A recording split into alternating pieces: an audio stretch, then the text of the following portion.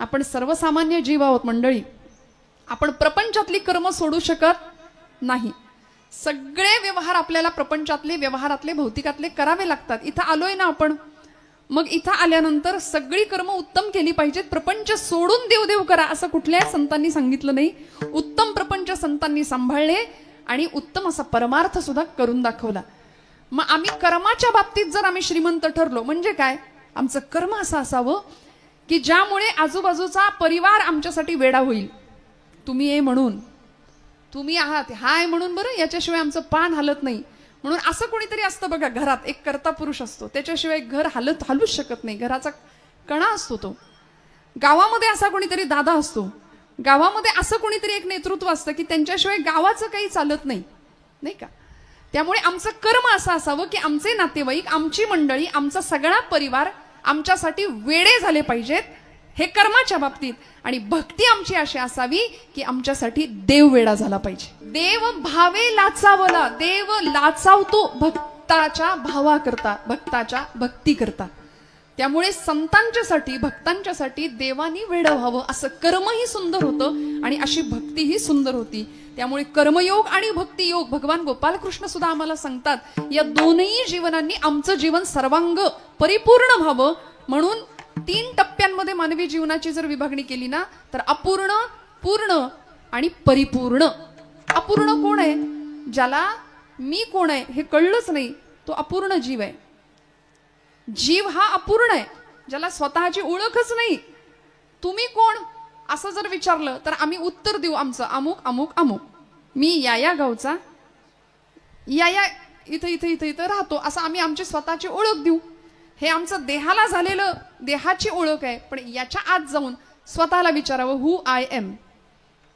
प्रश्नाचं उत्तर मिळेल अमुक अमुक अमुक. परत विचारावं हु आय एम, मी कोण.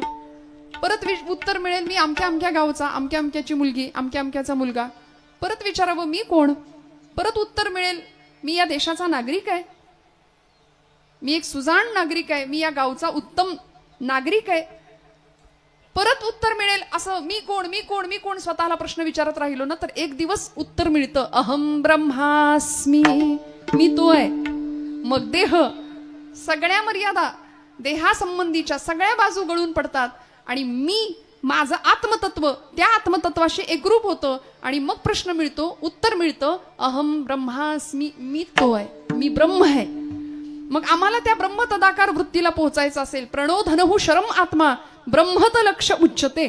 प्रणवाचं धनुष्य करायचं आणि आत्म्याचा बाण करायचा आणि माशाचा डोळा म्हणजे ब्रह्म असं समजून ब्रह्म तदाकार वृत्तीला पोहोचायचं. म्हणजे काय, अर्जुनाने काय केलं होतं, एकाग्र चित्त केलं, तेलाच्या पात्रामध्ये दृष्टी एकाग्र केली, गरगर फिरणारं ते मत्स्ययंत्र, त्याच्यावर ठेवलेला तो मासा आणि त्याचा लाल डोळा, एवढं एकाग्र चित्त केलं.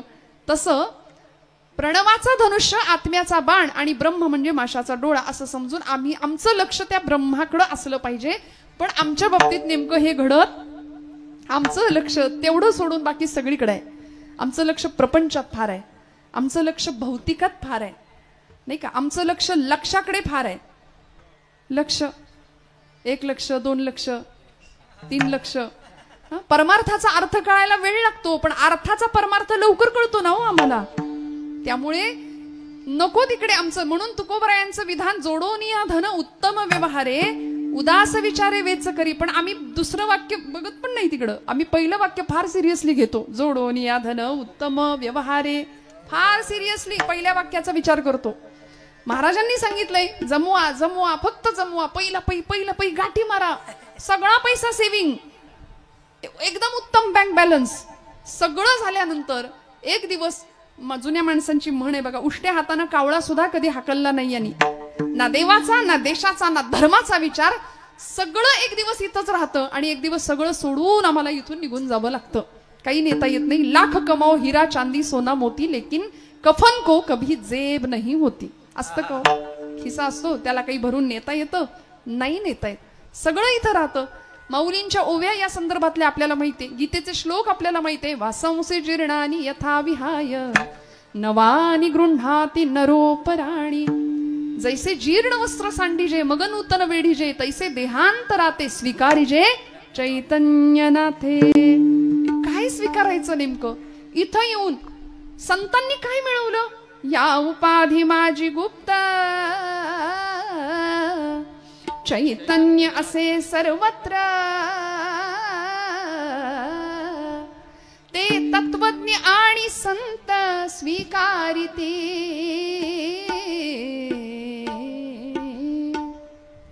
मग या सृष्टीतलं, चराचर सृष्टीतलं चैतन्य तत्व आम्हाला स्वीकारता येईल का? जे संतांनी स्वीकारलं, जीवन आनंद स्वरूप मिळवलं.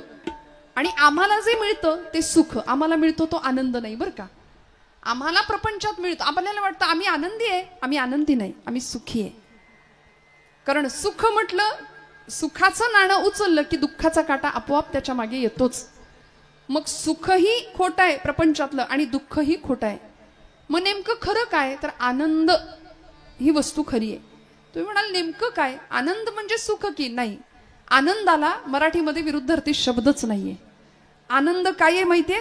आनंद अद्वय नित्य निरामय, आनंद अद्वय नित्य निरामय, आनंद अद्वय नित्य निरामय, आनंद अद्वय नित्य निरामय, आनंद अद्वय नित्य निरामय, आनंद अद्वय नित्य निरामय, आनंद अद्वय नित्य निरामय, आनंद अद्वय नित्य निरामय. जे का निज ध्येय योगियांचे, जे का निज ध्येय योगियांचे, ते समचरण साजिरे विटेवरी, जय हो. ते समचरण साजिरे विटेवरी.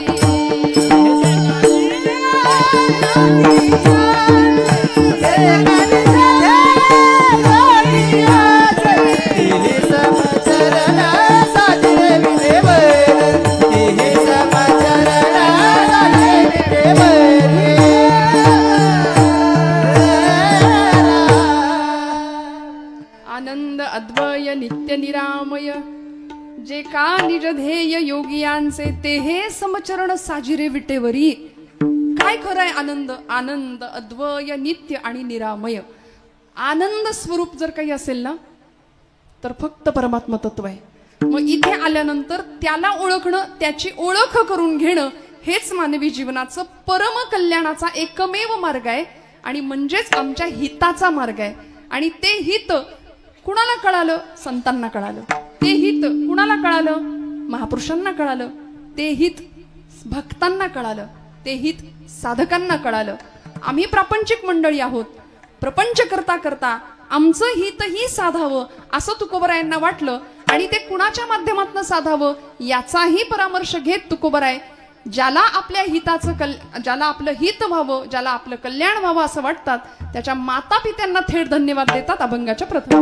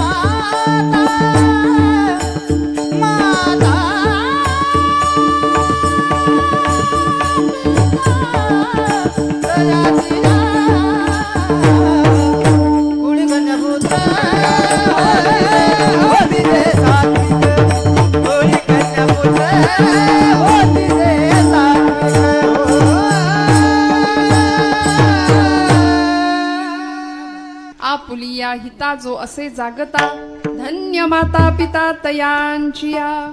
तुकोबरायांनी धन्यता दिली कुणाला? धन्य माता पिता तयांचिया. भारतीय संस्कृतीने उद्घोष केला असेल तर तो मातेचा आणि पित्याचा कायम. म्हणून तर पहिला नमस्कार मातृदेवो भव, पितृदेवो भव, आचार्य देवो भव, राष्ट्रदेवो भव. पहिला नमस्कार आईला, दुसरा नमस्कार पित्याला आहे. म्हणून मी खरं सांगते, ज्या घरामध्ये माता पित्यांना नमस्कार करून पिढी बाहेर पडते ना, ती जीवनामध्ये यशस्वी झाल्याशिवाय राहत नाही. त्यामुळे घरामध्ये माता पिता असावेत, असले तर त्यांचा योग्य सन्मान राखला जावा. हे संस्कार ज्या कुळामध्ये ज्या घरामध्ये घडतात, तुकोबराय म्हणतात ती मंडळी, ती भक्त किंवा ते साधक स्वतःच्या हिताच्या ठिकाणी जागे असतातच. आणि ज्यांना स्वतःचं हित कळावं, कारण आईला आणि पित्यालाच हिताचा कळवळा असतो बरं का. म्हणून बघा, आईची तुलना प्रत्येक वेळी संतांशीच केली. लेकुराचे हित वाहे माऊलीचे चित्त. तुकोबराय म्हणतात आई आणि संत माझ्यासाठी समान आहेत. ज्ञानोबरायांना विश्व माऊली अशी उपाधी दिली ना. ज्ञानराज माझी योग्यांची माऊली, जिणे निगमवल्ली प्रगट केली. ज्ञानाबाई माझी अनाथांची माय. संतांकडे आई म्हणून लोकांनी पाहिलं. आळंदीला गेलो, माझी माऊली म्हणून आपण समाधीला कवटाळतो, समाधीला स्पर्श करतो, आईची भेट झाल्यासारखं वाटतं आईची. आणि खरंय, ज्याला आई नाही, ज्याला पिता नाही ना, त्याला ज्ञानोबा आहेत आणि तुकोबरा आहेत असं समजावं. ज्याला आई नाही त्यांनी माऊलींच्याकडे डोकं टेकवावं, ज्याला पिता नाही त्यांनी तुकोबरायांच्या चरणावर डोकं टेकवावं. दोन्हीचा लाभ मिळेल. दोघांच्या असण्याची अनुभूती आपल्या आयुष्यात आल्याशिवाय राहणार नाही. त्यामुळे आईची कमतरता भरून संतांनी काढली आणि संतांनी आम्हाला प्रत्येक वेळी माता पित्यांचं तुमच्या माझ्या जीवनामध्ये असलेलं अविभाज्य असं स्थान किती महत्वाचं आहे हे वेळोवेळी पटवून दिलं. धन्य माता पिता तयांचिया. हिताच्या ठिकाणी जो जागा आहे त्याला धन्यता दिली का हो? त्याला तर दिलीच, पण त्याच्या माता पित्याला धन्यता दिली. या जगामध्ये स्वतःची प्रगती, जगाची प्रगती ज्यांनी केली ना, ती सगळी मंडळी आई वेळी होती. प्रत्येक महापुरुष मोठा झाला तो त्यांच्या आईमुळे, तो त्यांच्या पित्यामुळे. आई वडिलांविषयी ज्यांनी ज्यांनी कृतज्ञता बाळगली ती मंडळी खऱ्या अर्थाने मोठी झाली. श्रोते हो, ज्याला स्वतःचं हित कळलं, आपुलिया हिता जो असे जागता.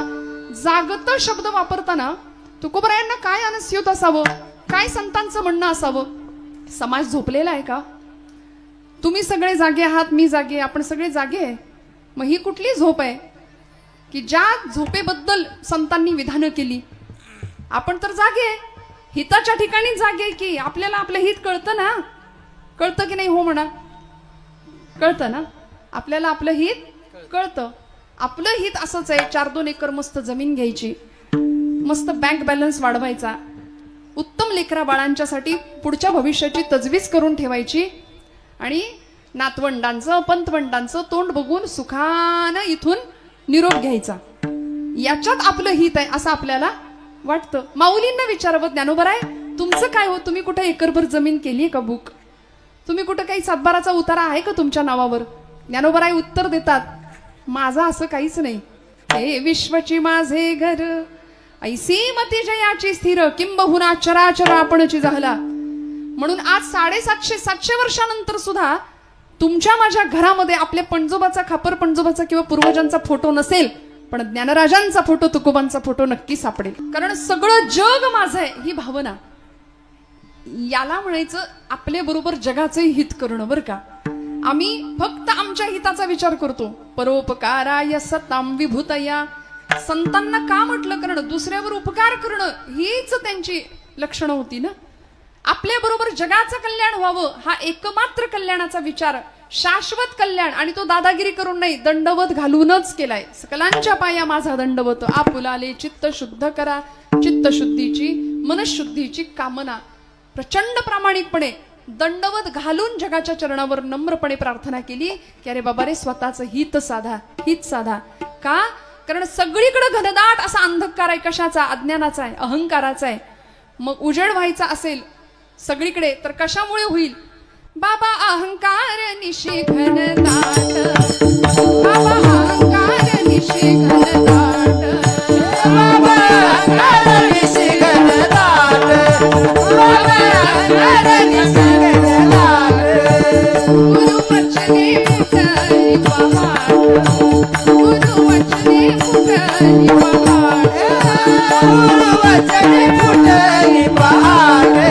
गुरु वचने फुटली पहाड माता भक्ती भेटली बळवंत माता भक्ती भेटली बळवंत माता भक्ती भेटली बळवंत माता भक्ती भेटली बळवंत तिने मार्ग दाविला चोखटगा तिने मार्ग दाविला चोखटगा नर हरी रामा गोविंदा वासुदेवा नर हरी रामा गोविंदा वासुदेवा तिने मार्ग दाविला चोखटगा तिने मार्ग दाविला चोखटगा नर हरी रामा गोविंद वासुदेवा नर हरी रामा गोविंद वासुदेवा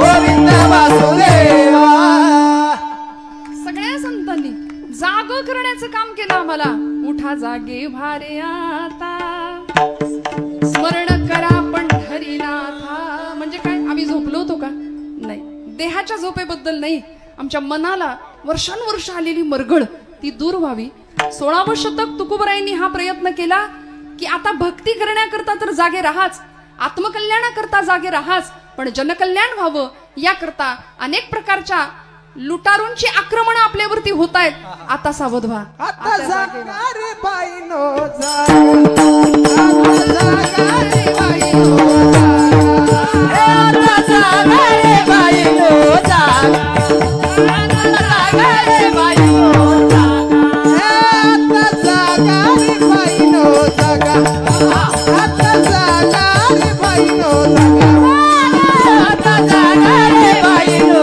जागा आता जागा रे बाईनो जागा चोर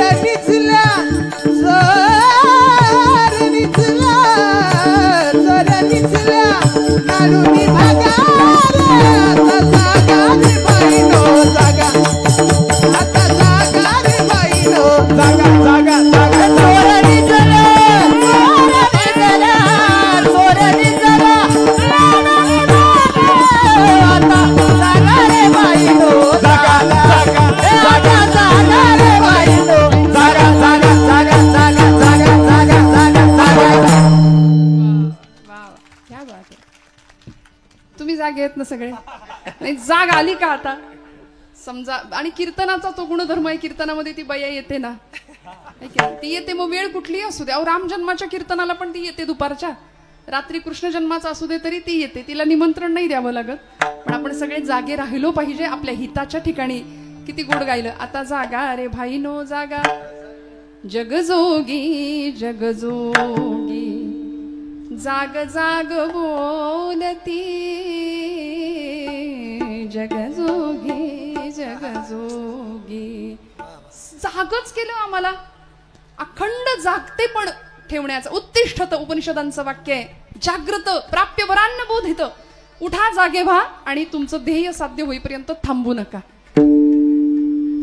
हे जागेपण आम्हाला संतांनी दिलं हे जागेपण आमच्या क्रांतिकारकांनी दिलं हे महापुरुषांनी दिलं आज महात्मा ज्योतिराव फुले यांची जयंती आहे काय केलं निद्रिस्त होता समाज शिक्षण नव्हतं विद्येविना मती गेली मतीविना गती गेली गतीविना वित्त गेले वित्ताविना शूद्र खचले एवढे सगळे अनर्थ एका अविद्येने केले त्यामुळे ज्ञानाचा प्रकाश समाजामध्ये पसरावा आणि अज्ञानाची मरगळ अज्ञानामुळे आलेली निद्रा खाडकन सगळे जागे व्हावेत म्हणून काय केलं काय परिस्थिती होती हो सावित्रीबाई फुल्यांसारख्या पत्नी लाभल्या आणि दोघांनी मिळून एक क्रांती घडवली समाजामध्ये का उल्लेख करायचा आजच्या दिवशी सावित्रीबाईंचा ज्योतिबांचा एक तर त्यांचा दिवस आहेच आहे पण सावित्रीबाई जर नसत्या, ज्योतिबा फुले नसते, तर फार लांबचं उदाहरण नाही, मीच तुमच्या समोर आज दिसले नसते. मागास आज ना आहे भारतीय महिला जगती, मागास आज ना आहे भारतीय महिला जगती. सद्विचार ऐकून पतीचा घेऊन लेखणी हाती, स्त्री शिक्षण घेण्यासाठी कटिबद्ध जाहली मग ती. निंदेचे वादळ उठले, जे उठले तसेच शमले, जे निंदक तेही झुकले. सावित्री आणिक ज्योती घ्या प्रणाम कोटी कोटी, सावित्री आणिक ज्योती घ्या प्रणाम कोटी कोटी, सावित्री आणिक ज्योती घ्या प्रणाम कोटी कोटी. रस्त्यातनं असे जाणाऱ्या या पती पत्नींच्या अंगावरती शेण चिखलाचे गोळे फेकले जायचे, प्रचंड अपमान केला जात होता.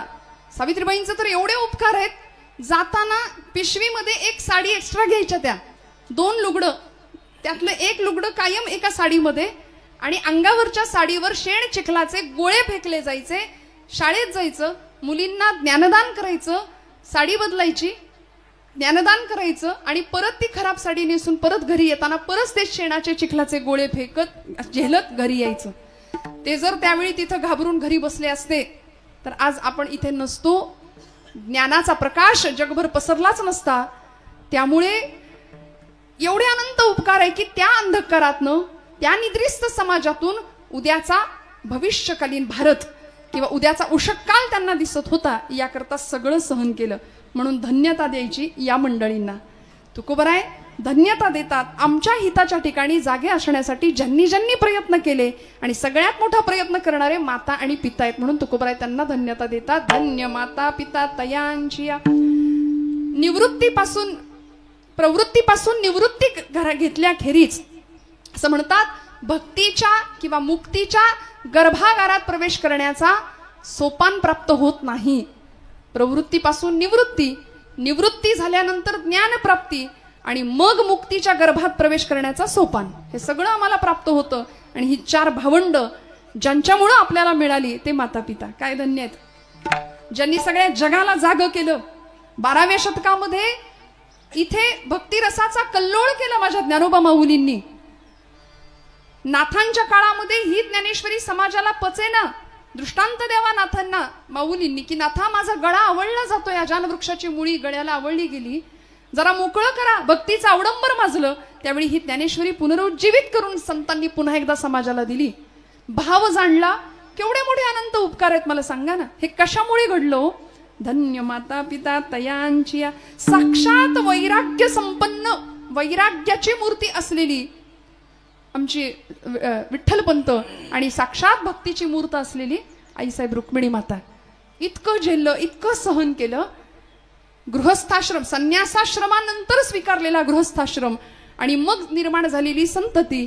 त्यामुळे समाजाकडून फक्त अवहेलना, फक्त निंदा, अपमान, छळ एवढं सगळं सहन करावं आणि आपल्या पश्चात आपल्या मुलांना तरी चांगलं जगता यावं म्हणून ब्रह्मवृंदांसमोर उभ्या असलेले या दोघांना ब्रह्मवृंदांनी देहांत प्रायश्चित्त ऐकवावं. त्यावेळी या दोघांनी सांगावं, विठ्ठलपंतांनी सांगावं, भूदेव आपला निर्णय आम्हाला मान्य आहे. स्वीकारला निर्णय देहांत प्रायश्चित्ताचा. आणि हे 2 माता पिता जगाला अमृताची सुधा मिळावी, संजीवनी मिळावी, आपली लेकरं सन्मानानं जगावीत म्हणून माघारी आली. एक दिवस संध्याकाळची वेळ, 4ही लेकरं अंथरुणामध्ये झोपलेली आहेत. 4ही लेकरांच्या अंगावरचं पांघरुण सरळ केलं. मुक्ताईच्या डोक्यावरनं हात फिरवला आमच्या रुक्मिणी आई साहेबांनी आणि पतीच्या मागे निघाले. हो, धर्माचं काम होतं. ब्रह्मवृंदांनी दिलेला निर्णय मान्य होता. देहांत प्रायश्चित्त घ्यावं लागणार होतं. आपल्या लेकरांना उत्तम जगता यावं, याला म्हणायचं त्याग. माता पित्यांचा काय त्याग असू शकतो, काय जीवन असू शकतं, विलक्षण त्यागमयी जीवन. साक्षात वैराग्याचे पुतळे असलेले विठ्ठलपंतांनी घर सोडलं, उमऱ्यातनं बाहेर पाऊल टाकलं. तशा रुक्मिणी आईसाहेब निघाल्या, पण मागे वळून पाहिलं.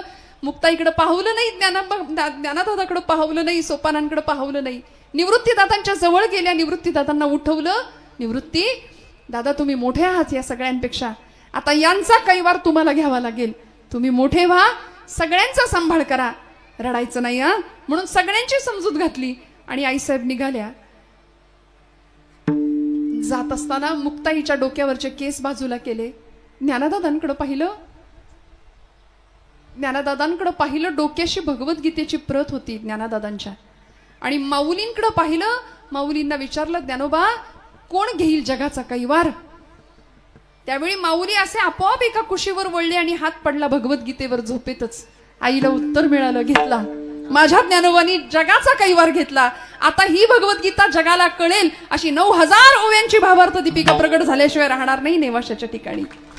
प्रगट झाली, माऊलींचे शब्द घुमले, सच्चिदानंदांनी ज्ञानेश्वरी लिहून काढली.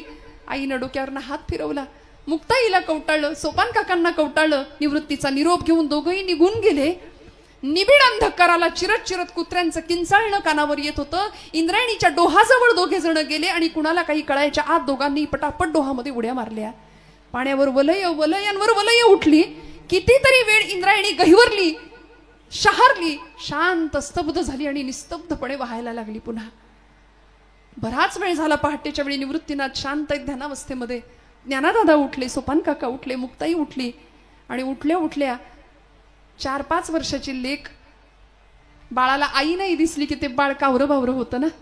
आई कुठे आहे? दादा दादा आई कुठे आहे म्हणून डोळे चोळत परकर पोलक्यातली आमच्या मुक्ताई आई साहेब बाहेर आल्या आणि निवृत्ती दादांना सांगायला लागल्या, दादा आई कुठे आहे? सांगणार आहे, आई कुठे आहे? निवृत्ती दादा सांगतायत, जवळ घेतलं का, डोक्यावरनं हात फिरवला, म्हणाले, मुक्ते आई देवाघरी गेली ग, आई देवाघरी गेली. दादा अरे ती तर रोजच जाते, आत्ता येईल, सिद्धेश्वराला गेली असेल, तिकडे प्रदक्षिणा घालेल अश्वत्थ वृक्षाला आणि लगेच येईल.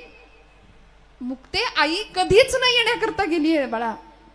मुक्ताई आई साहेबांनी विचारावं, दादा आई कधीच नाही येणार, मग तुम्हाला आई कुठली हो?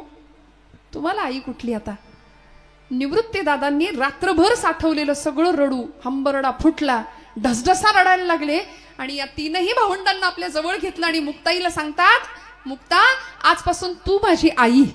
म्हणून मुक्ता नाही मुक्ताई, मुक्ते नाही मुक्ताई, ब्रह्मचित्कन आदिशक्ती. मुक्ताबाई नमो त्रिभुवन पावनी, नमो त्रिभुवन पावनी, नमो त्रिभुवन पावनी, आद्यत्रय जननी देवाची, आद्यत्रय जननी देवाची. नमो ज्ञानेश्वरा, नमो ज्ञानेश्वरा, निवृत्ती उदारा सोपान देवा. मुक्ताबाई नमो त्रिभुवन पावनी, आद्यत्रय जननी देवांची. म्हणून जगाची जननी झाली ना, ती माई झाली. का धन्यवाद द्यायचे माता पित्यांना की ही लेकरं अशी घडवली, असा जीवनाचा इतका सुंदर प्रवास या मुलांच्याकडून करवून घेतला. आणि मग आज माऊलींनी आम्हाला किती दिलं. चांगदेव 65 असू दे, अमृतानुभव किंवा अनुभवामृत असू दे, भावार्थ दीपिकेचे तर एवढे अनंत उपकार आहेत आमच्यावरती. बघा ना, गीतेवरती टीका अनेकांनी केली आहे. आपण जागे आहेत ना, भगवद्गीतेवरती अनेकांनी टीका भाष्य केलंय. एकट्या ज्ञानोबरायांनी केलंय अशातला भाग नाही. वामन पंडित नावाचे पंत साहित्यातले एक कवी होऊन गेले, त्यांनी गीतेवर टीका भाष्य केलं, त्याला नाव दिलं यथार्थ दीपिका. आता यथार्थ दीपिकेचं कव्हर पृष्ठ सुद्धा आम्हाला बघायला मिळत नाही, इतकी ती दुर्मिळ आहे. गीतेवरती टीका भाष्य विनोबा भावेंनी सुद्धा केलं. आई म्हणायच्या त्यांच्या, विनू मला ते वेदांत कळत नाही, तत्वज्ञान कळत नाही, तू महान पंडित आहेस वेदांताचा, मला भगवद्गीता समजावून सांगशील का रे? म्हणून आपल्या आईसाठी विनोबा भावेंनी गीताई नावाचा ग्रंथ लिहिला आणि आईला भगवद्गीता समजावून सांगितली. विनोबा भावेंनी गीतेचं टीकाभाष्य केलं. गीतेवर अजून अनेकांनी लिखाण केलं, त्यापैकी स्वराज्य हा माझा जन्मसिद्ध हक्क आहे आणि तो मी मिळवणारच असं इंग्रज सरकारला ठणकावून सांगणारे आणि सरकारचं डोकं ठिकाणावर आहे का असा जळजळीत अग्रलेख लिहिणारे लोकमान्य टिळक यांनी मंडालेच्या तुरुंगामध्ये गीता रहस्य नावाचा ग्रंथ लिहिला, तोही गीतेवरचा टीकाभाष्यच. मग या सगळ्यांमध्ये माझ्या ज्ञानोबा माऊलींची ज्ञानेश्वरी महाराष्ट्र सारस्वताने आणि महाराष्ट्र संस्कृतीने गाभाऱ्यात आणि डोक्यावर का घेतली याचं एकच उत्तर आहे. माऊलींनी गीतेवर टीका केली, टीकाभाष्य केलं, 9000 ओव्यांमध्ये त्याला नाव दिलं भावार्थ दीपिका. कारण ज्ञानोबरायांनी भाव जाणला. म्हणून मी नेहमी असं सांगते, ज्ञानेश्वरी हातात घेतली ना मंडळी आपण, की जणू काही आपण आईच्या मांडीवर बसलोय असा अनुभव घ्यावा. ज्ञानेश्वरीचं एक एक पान इतक्या हळुवारपणे ओलांडावं, उलगडावं. कुठल्याही पुस्तकाला जसं हाताळतो तसं ग्रंथांना कधीच हाताळू नये. इतका आनंद मिळेल ना. आई आहे ना ती मांडीवर घ्यायला बसलीये. आमची अडचण आहे. मगाशी मी म्हटलं आम्ही लेकरू व्हायला तयार नाही. अहंता आणि ममता या दोन गोष्टींनी आमच्या जीवनाच्या दुःखाला या दोन गोष्टी कायम कारणीभूत ठरल्या. आम्ही असे बांधावर उभे राहतो आणि येणाऱ्या पाहुण्याला म्हणतो ते बघितलं का ते झाड, हा तोच तो डोंगर, बरोबर तिथपर्यंत सगळं माझं. ती धरणी माता हसते आपल्यावरती, म्हणते याचा पणजा सुद्धा हेच म्हणायचा की, याचा आजा पण हेच म्हणायचा. अहो पुण्यामध्ये परवा एक गाडी बघितली मोठी. ती गाडी कुठली होती कुणाची होती सांगत नाही, पण मोठी ट्रॅफिक सिग्नलला मोठी गाडी होती. त्या गाडीच्या मागे लिहिलं होतं भाऊंशी वाकडं स्मशानात लाकडं. म्हणलं बाई ग, आता हे भाऊ ही गाडी घेऊन जाणार की काय वरती, काय न्यायचंय सोबत सांगा ना मला. किती मी आणि माझं करू बरं. प्रपंच उत्तम करायचा सगळी कर्तव्य, पण तुमचं माझं हित जर साधायचं असेल ना तर त्याकरता एकच मार्ग आहे. एकच मार्ग. कुठला मार्ग? अभंगाचं 3रं चरण आहे. गीता भागवत करीती श्रवण, गीता भागवत करीती श्रवण,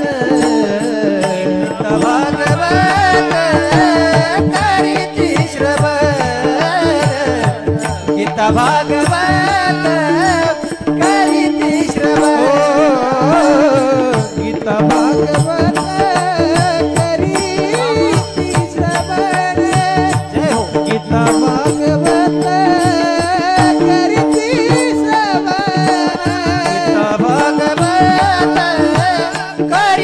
करीती श्रवण, गीता भागवत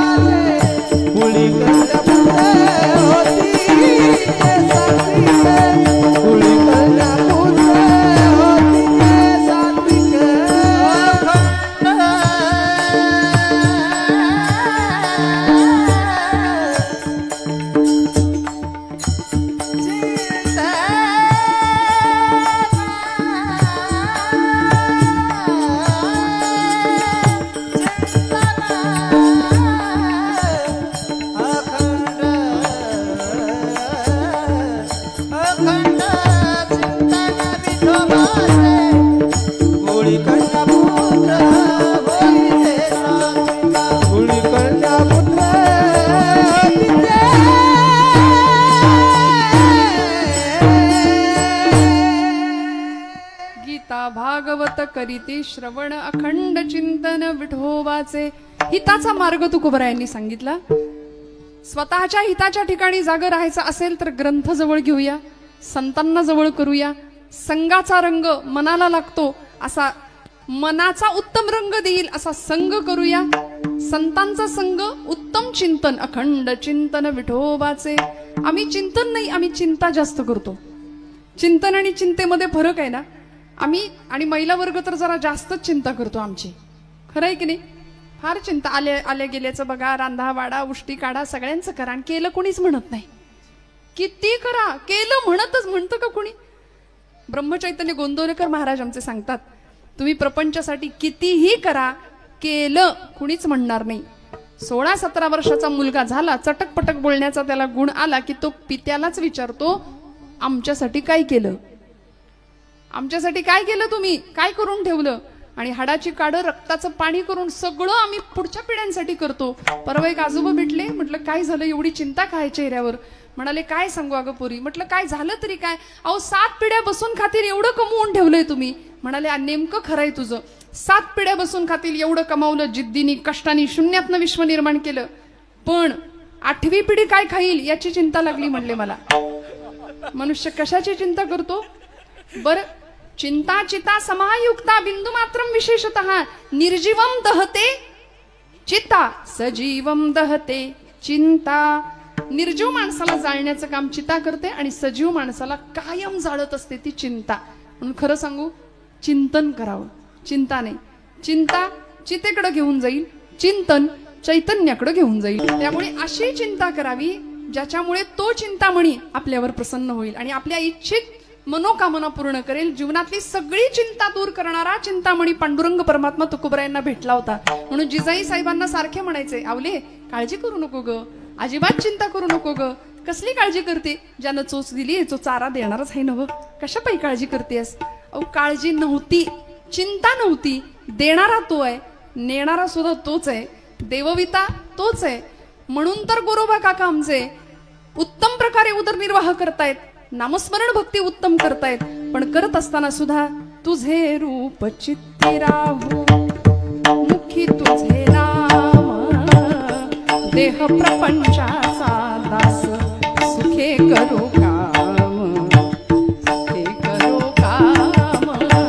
तुझे रूप चित्ती राहू, तुझे रूप चित्ती राहू मुखी तुझे नाम.